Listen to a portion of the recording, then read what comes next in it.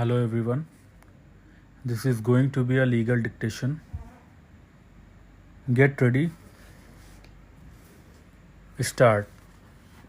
Mr. K.M. Sinha, learned senior counsel appearing for the appellant, submitted that this court has held that the beneficial provisions of the Act are to be applied only for the purpose of interpretation of the Act and not for arriving at a conclusion whether a person is juvenile or not,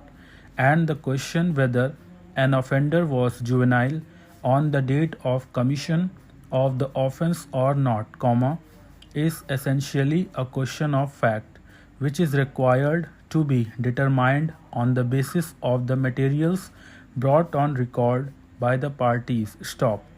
He submitted that this court has further held that Section 35 of the Evidence Act,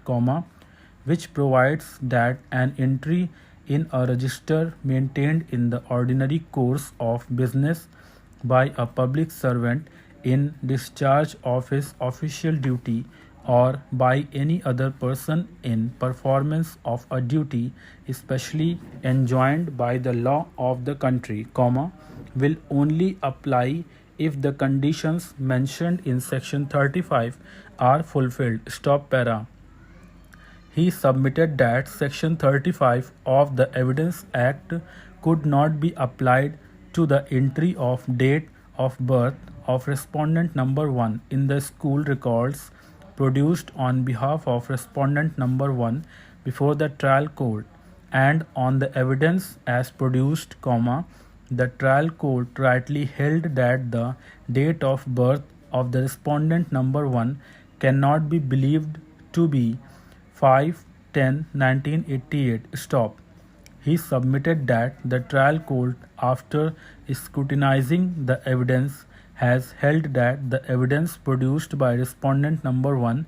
have been created for escaping conviction for a grave offence such as murder and was not believable, and by physical appearance, respondent number 1 looks to be over 18 years of age, and on 11/7/2004 he was an adult and not a juvenile. He submitted that this finding of the trial court on a question of fact with regard to the age of respondent number 1 could not be disturbed by the High Court in a revision. In support of this proposition, he relied on Sita Mani Rao versus State of UP within bracket 1986 bracket close 4 SCC 447, in which this court has held that the High Court,